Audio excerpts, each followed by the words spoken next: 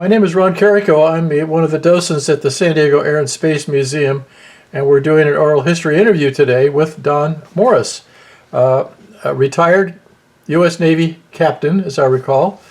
Commander. Commander, okay. Sorry. And let's just start with the easy questions here. Where were you born? Born in Hollywood, California, 1930. And what did your parents do at the time? My folks were from the state of Illinois. They had moved to California, and my dad was a milk delivery guy. And my mom was having trouble raising me and my brother. So when the war started, you were about 10, 11 years old. 11, right. And now living in Hollywood, California, you must have seen a lot of aviation activity at the time. Yes, there was one other little side story that my folks, when I was 11, put me on a bus and sent me back to the farm that they came from in Illinois because of the fear of the Japanese bombing California. And they had searchlights up every night, and my dad was a watcher for airplanes.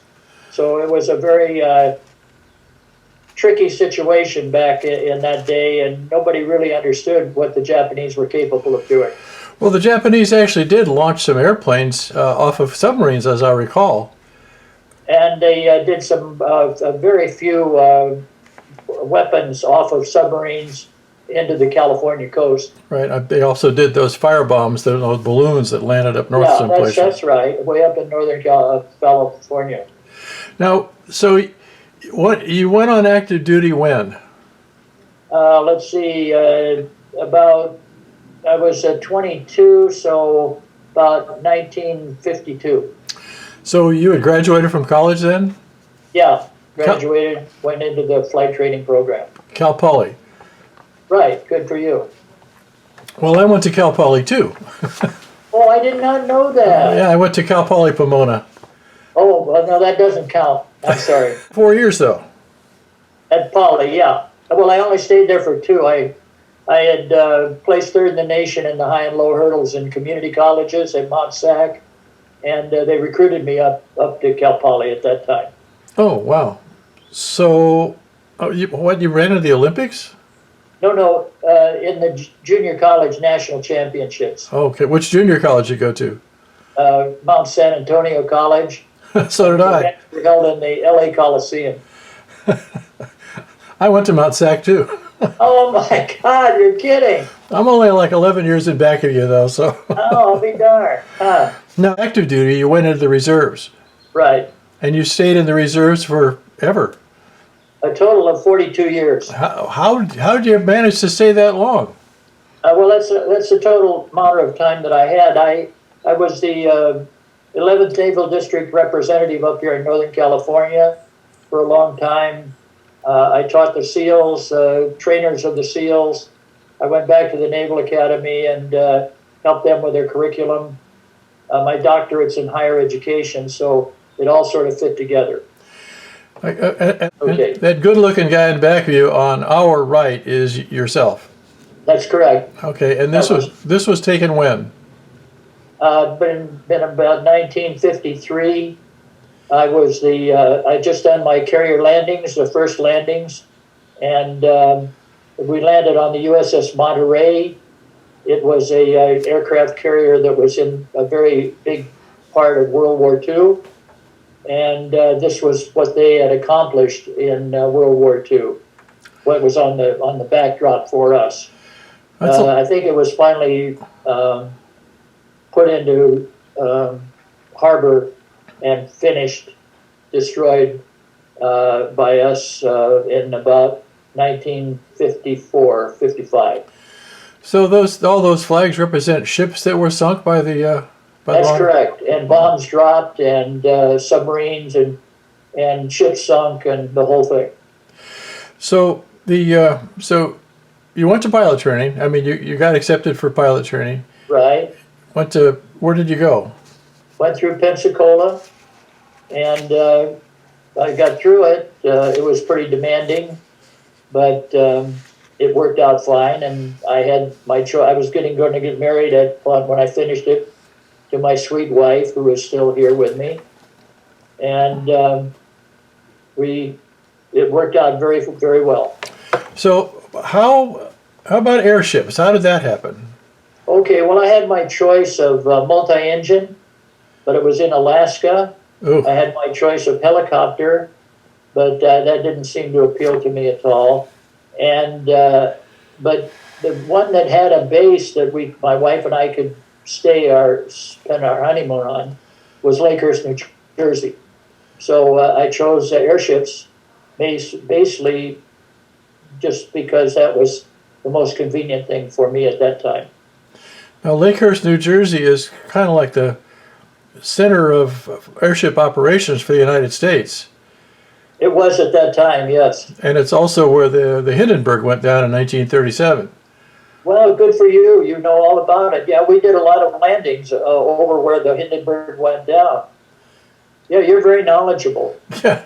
Well, it was interesting. I'd never really heard about what happened to it, and the guy did his own presentation of what they had video, and apparently when it was making its last run towards the pylon, it was sagging badly in the back, and they were dumping water out of the back of the thing to try and keep the tail of it up. And so he theorized there was a leak of the hydrogen, which was something was leaking to let that bag sag like that.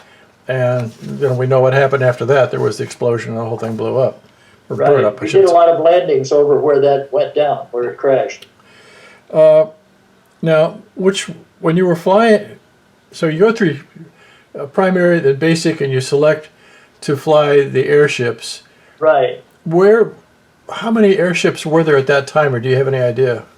You mean nationwide, worldwide? Yeah, U.S. I really don't. We had about, I think our hangar took care of 4, and we had 2 on the circle.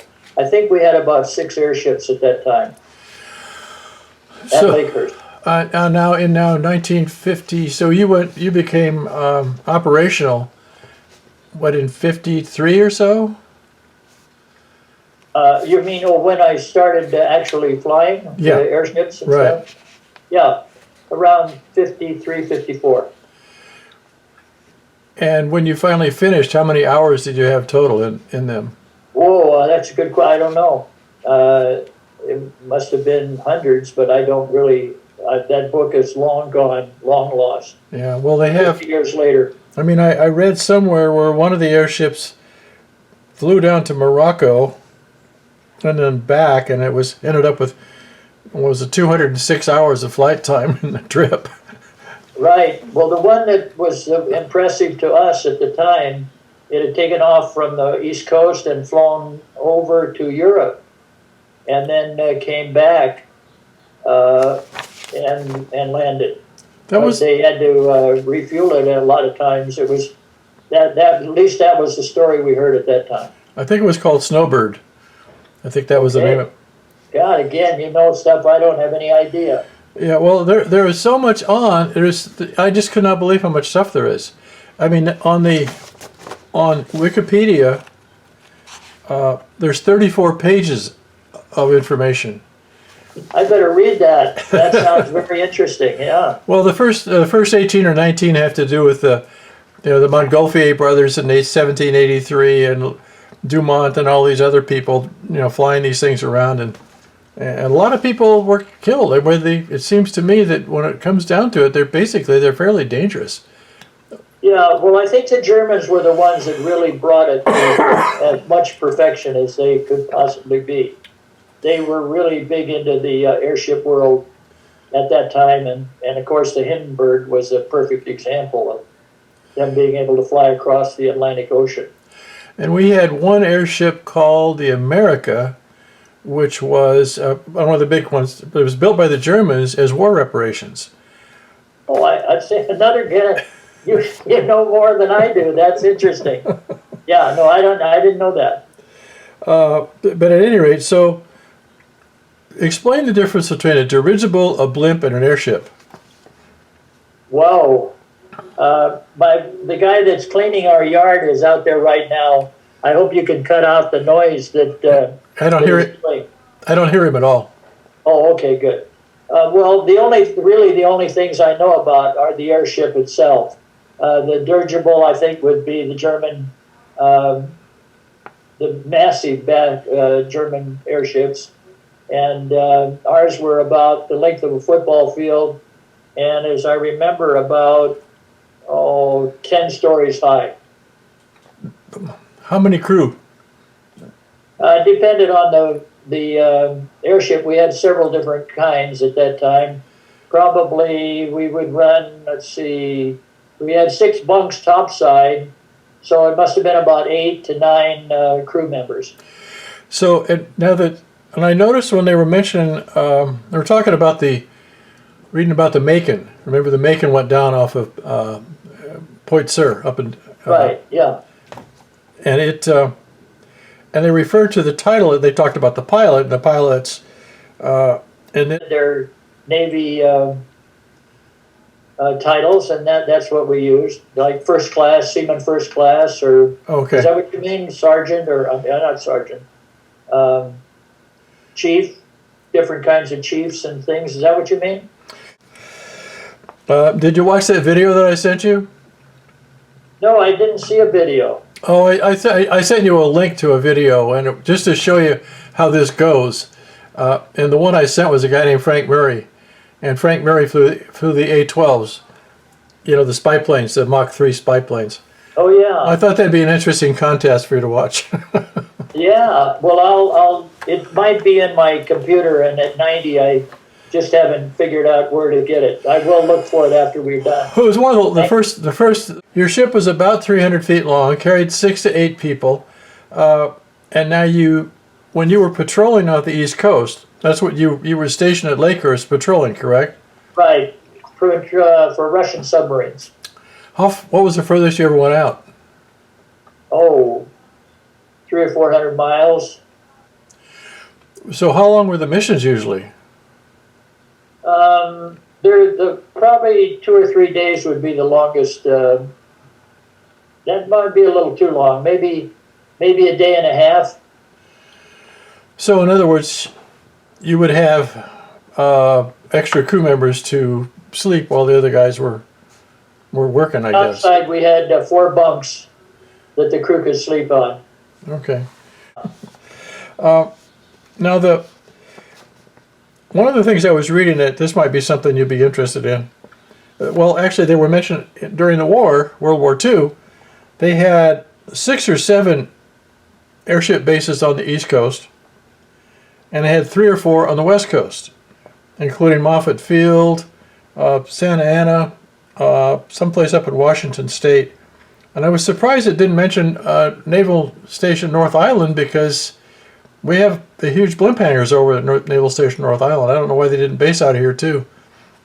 But yeah, the big ones, bases were up in next to San Francisco. That was where a lot of them flew out of. Did you ever fly cross country in one of the airships? No, that wasn't. They weren't built for that kind of world. So all you were doing. Who would have the post to have them land and stay on? No, it wouldn't be practical. One of the things I found really interesting, it said that during World War II, on the convoys, they lost 532 ships. They had 532 ships were sunk by the Germans in the convoys we had going back and forth across the ocean. But if they were protected by an airship, they only lost 1. I've heard that. Yeah, that was quite a benefit for the airship at that time. So what did you carry on board your airships as far as detection devices? Well, of course, we had radar. We had we could tow a device that would tell us if there were submarines in the water. That was it. What they call it, MAD, the detection device. Yeah, magnetic anomaly detection, I believe it's stood for. Okay, God, you really are. You've done your research. Good for you. So, what altitude were you flying when you were? Altitude. Yeah. Oh, probably 100, 200 yards. It was all, we never really went up too high because the blimp itself couldn't take too much change in atmosphere. Now that's So we were always, pardon me. okay. Now that's something I don't understand. One of the things I read was the term pressure height. What does that mean? Well, I think back in that day, it meant that if you got up too high, it started to collapse the balloon. The gas escaped from the balloon itself. Why? Just because of the difference in the atmosphere. Oh, so there'd be so much pressure inside the. Okay. And now, what is? There was another term I read. Was it beldonet or ballonet, something like that? It was another bladder of some sort full of air. Right. Inside the airship itself, there was two bladders, I guess you'd call them. Right. And when the airship would lose some of the gas, the lifting gas, then you would pump more air in to keep the shape of the blimp. You'd pump it into two air containers inside the blimp. So that was just for the shape of the blimp. Yeah, well, that's what kept it in flying. Now, as far as the helium that you had on board, though, that could you replenish? Or did you have tanks to replenish the helium in case you lost some? No. Really? No. That's why they were sort of limited to the coast itself. You couldn't go out too far. You had to keep coming back in to keep your shape of the airship. If the airship lost its shape, it wouldn't fly. Oh, which is what happened to L3 apparently. I guess. Because it sort of collapsed. I mean, there's a lot of pictures of it. Because it was flying over San Francisco and Daly City. You could see that it was just folded up in the middle. Yeah, that was the danger. One of the dangers of the airship itself. So all you did was just cruise around, and did you have? We were looking for Russian submarines. That was our main purpose at that point in time. Did you have a particular pattern of flying, like doing straight lines here and back and forth, or a grid type pattern, or? Yeah. If we we had to do certain flight patterns in order to function properly. I hope that's what you're saying. Sure. Yeah. Well, when we did, I was in search and rescue, and we had to fly certain kinds of patterns. Yeah, that's it. Creeping line search was one of them, and that sort of thing. Right. And then were they just flying one of the airships at a time, or do they have 2 or 3 airborne all the time? No. I'm trying to remember all of this 60 years ago, but it was I think we had 6 airships all together at Lakehurst, and I think maybe 2 of them at a time would be up, or 3. That'd be about the max. So then you could cruise like the southern half of the United States, and the other airship would do the northern half, sort of thing? Well, not the United States, but the ocean around the East Coast. Well, that's what I meant. Yeah, off the coast. Yeah. Did you ever see one? Ever find one? Russian sub, no. We thought we had one time, but they turned into the wind, and we couldn't keep up. What? Really? Because the wind was blowing so hard, the submarine had the speed. I don't know how they knew we were there, but they had the speed to get out from under us. Probably heard you. Maybe. I'm not sure how they figured it out. Well, a friend of mine flew S2s and other propeller-driven airplanes, and he said that when they were trying to track anybody, without knowing, they would go up to 25,000 feet. Otherwise, the submarines could hear them. Subject to what? The submarines could hear them unless they got up to. Oh, yeah. Oh, I see. Yeah. So. Yeah. Okay, so the controls you had inside for the pilot. I mean, you flew right side, left side. I'm sure you. Correct. So probably didn't make much difference. So how did you? I've seen pictures. There's 2 control wheels. Right. Command pilot and the second pilot. So would just one person fly at a time, or? Yeah. Did you have an autopilot? Yeah. So an altitude hold type autopilot, I presume. Yeah. Right. And then, so did you have? Looking at the back, I mean, these things have big rudders on them. Were there rudders on yours too? And did you have rudder pedals to move the rudders? Oh yeah, I see what you mean. Yeah, yeah. Now, when you turn one of these airships, do you turn it like an airplane, where it kind of rolls into a bank a little bit? Yeah. And what would they be the max angle of bank? Oh, well, it wouldn't be very much. Two- I'm not sure, but you just weren't flying that fast to be talking banks and all of that kind of thing. What were you usually flying at? 35, 40 miles an hour? Yeah, that would be pretty fast for the airship. And what would you use in miles an hour or knots? Knots. Knots. Thank God. Yeah. Well, World War II airplanes, they used miles per hour, you know. Yeah. So when you did want to turn, and I presume when you're on a long mission, you're probably, turning every 20 or 30 minutes. Not necessarily. Maybe I don't understand the thought. Well, in other words, you'd fly straight and level for quite a bit of time and then roll into a left or right bank and Yeah. to turn the thing, right? Yeah, there weren't very much rolling of banks, but yeah, we'd turn it and the airship itself would turn. And going that speed, it'd make a pretty sharp turn, I'm sure, if you needed to. Yeah, you could make a sharp turn, but I don't want to pretend that like in a regular airplane that you had a big turn. It took a while to turn. It was an effort. Yeah. You said, when I talked to you a couple of days ago, one of the problems was coming out of a hangar. That if you're inside why is that difficult?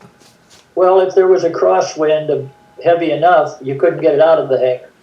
It'd take maybe 30 men on the lines to hold it steady as you brought it out of the hangar. Right, okay. And if the wind were blowing, the 30 men couldn't hold the bag itself. It was just too big.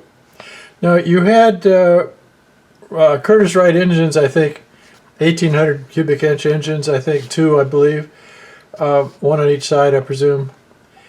And were the engines inboard or were they out on the cells? Outboard. Yeah, it was. I hope I understand your terminology, but they were outside the car quite a bit. It must have been noisy as hell inside that airship. Not necessarily. The engines were outside on sort of. I'm not sure how to phrase it, but they were away from the car itself. And you could actually change the pitch too, right, from straight down. Yeah. And that was part of the landing and takeoff procedure, wasn't it? Yes. Good. So, this tell me, okay, just close your eyes for a second and just imagine yourself rolling down the runway. What do you do? How do you make it get airborne? How do you make it airborne? Is what you said? Yeah. How do you take off? Yeah, you just add power to the engines and pull back on the. I don't want to say the wheel, and eventually at certain knots, the wind would pick up and around the bag and help you take off. So when it's sitting on the ground, I mean, I always see pictures of guys, holding the thing down. So if it weren't holding it down, would it just float off into the air then, or? Yeah, the little side story. I had the duty and we had an airship coming in and landing, and they had trouble in flight, and we needed a lot. They couldn't turn the engines down, and so we needed a big crew to go out and handle the lines as the airship landed, so we could put it on the mast. And it came in, and we had about 50, 60 men out ready to grab the lines and to help slow it down so we could get it on the mast. And it was and the radio had been shut off in the airship itself. So it was a pretty nasty situation. And we noticed that the commanding officers of the different units on the base had showed up to try and help. And they looked around and realized that they were the senior officer present at this potential serious accident. And they started disappearing, and when it all ended up, there was a lieutenant and myself as the commanding officers to try and land this airship. and we got it down on the ground. But we had about 100 men out to grab the lines to pull them back to help slow the airship down so we could get it on the mast. I'm not sure I'm telling this story so everybody understands, but finally we did get it on the mast, and the crew bailed out. It was a pretty nasty situation. I think what triggered the whole thing was one of the gas tanks on the airship had started to leak, and they had notified us and then shut off everything but the motors themselves, the out motors, so the gasoline wouldn't explode in the car. That's a little complicated. I'm sorry. No, I get it. But then they had to they probably foamed the whole thing first, didn't they? And then drained the gas out? Once they got it on the ground, the crew bailed out real quick, and the fire crews came up and filled the cars with foam. Now, when you're flying the airship, what did you wear? Did you wear a what do you call it, a life vest on it when you're? Yeah, just a regular flight suit. Okay, and did you have parachutes? The same one you would wear. We wore when we flew our airplanes. You had to keep your flight time up in regular aircraft to get paid for flight time. Right. So we had continued to fly P2Vs and SNJs out of the base in order to keep your flight time. Which reminds me of that funny story you told the other day about the captain that would come down to get his flight time on the airship. Oh yeah. I think you should tell that story. That's a good one. Well, okay. This captain would fly up out of Washington to get his flight time in the airship, and it was easy to do. And he had somebody in I think it was an SN. No. Well, he had somebody fly him up to the base, and then he would get on the airship and fly out for 5 or 6 hour flight or 10 hours, spend the night maybe aboard, sleep, and then he would come back and land, and he would get off the airship and he would have his flight time. And that worked out really well for him, and we were glad to see him. It didn't matter whether he was on board or not. I wasn't aboard this flight, but they were trying to pick up water to balance for the gas that was being expended, and they have a big lifting device to bring water in and take the place of the gasoline for weight. And they got too close, and it touched into the ocean, and the commanding officer pushed the button, ooga, ooga, ooga, danger, we're in a bad situation, take your places. And the captain had been up topside sleeping, and he heard the ooga, ooga, and he hopped off of the bunk and ran down the flight of steps to the first deck. And then he saw the water coming into the airship itself, and so he had his life vest on, and he pulled his life vest on both sides and jumped into the ocean. And his weight was enough to release the airship's sort of suction on the ocean, and they went up and they got everything started up again, but he's down in the ocean at the Atlantic, pretty far out. And when a notice went out from the captain of the airship that the captain was in the water, and they diverted ships from all over the East Coast to help him. And it was sort of it was embarrassing anyway to have him do that. And the airship flew fine and it got back to the base, but he was left out in the ocean. They couldn't pick him up. Is that the most hazardous thing about flying an airship? Well, if you went down in your airship, if your airship went down, there was really hardly anything to save you except if your radio was out. But basically, the airship itself was a very safe device.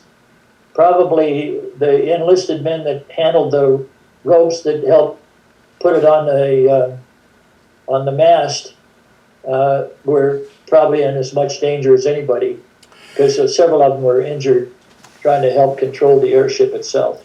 So joining up to the mast, though, when you're coming back from your mission, I suppose you had VOR and all these other kind of instruments to find the base in the first place.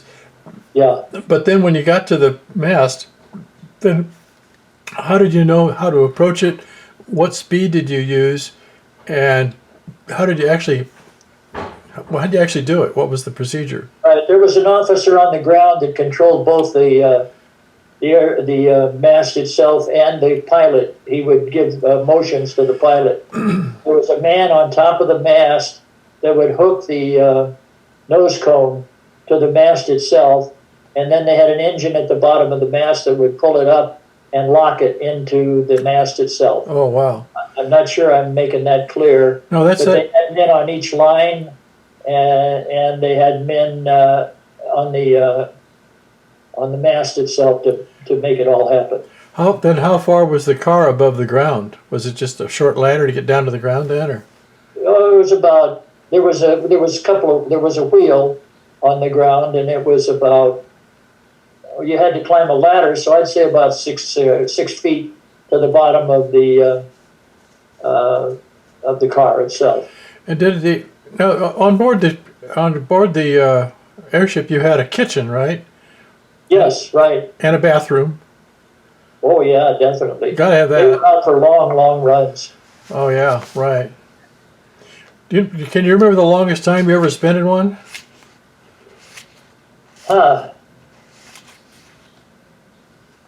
No. We went down to Florida one time. That was a long flight.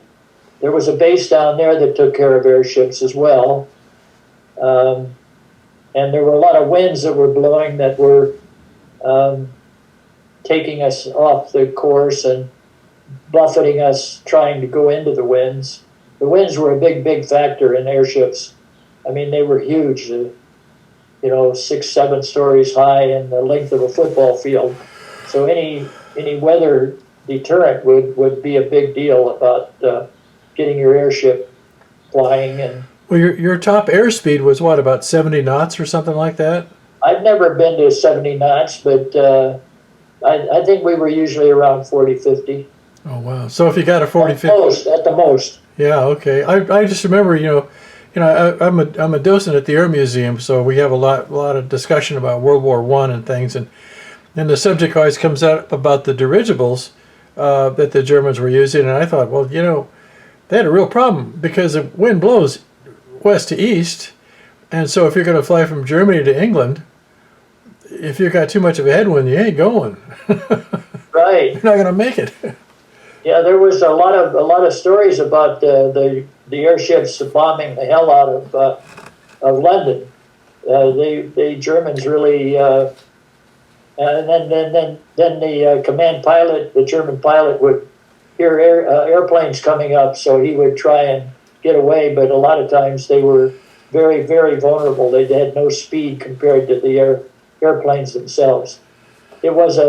But they could carry a hell of a load of bombs to drop on London. Well, and they also had, they were also helium. That was, or hydrogen, I mean. Right.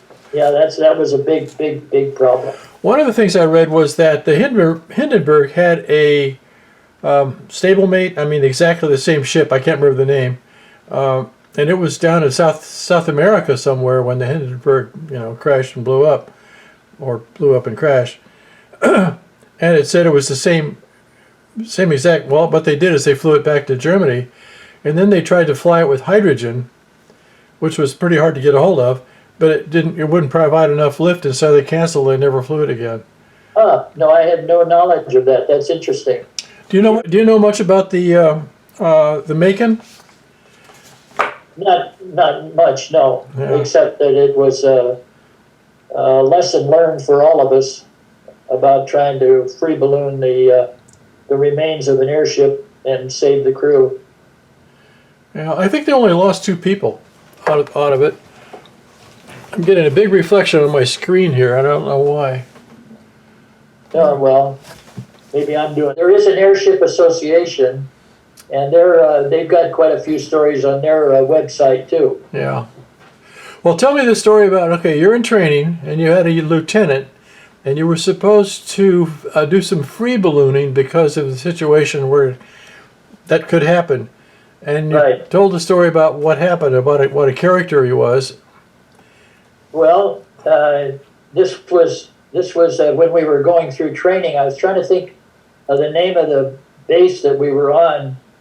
It was not at Lakehurst. It was before that. You had to go through a pretty severe training program to become an airship pilot. And part of the training was to free balloon. And so I think there were 4 of us in the little container and the airship and the bag was over our heads, and the enlisted men were holding us down, and we were getting ready to go, and we were just going to experience the free ballooning and see how it worked, and that's sort of what airships were doing. So the enlisted men were holding the bag down, and it let it go, and we went out and we drifted along, and then the lieutenant drops us down into the treetops near Glencoe, Georgia, and the trees are banging us around, and he says, "This will be good training for you, but we're really shaking in the basket." And then all of a sudden, we're moving through the trees probably about 15, 20 miles per hour. And all of a sudden, a house in the middle of this forest area looms up, and he says, "Throw the bags over." So we're throwing sand bags over out of the basket, and we just skimmed the top of the house. But the rope that we've been dragging through the tops of the trees to sort of get a feel for how rough it could be, wraps around the chimney of the house and explodes it. And we keep going. And there were a couple of people in the yard that were very concerned to see us just emerge out of the Georgia forest. And anyway, we never heard anything more about it. But I think I think that lieutenant was a little crazy. That's about it. He was probably survived World War II.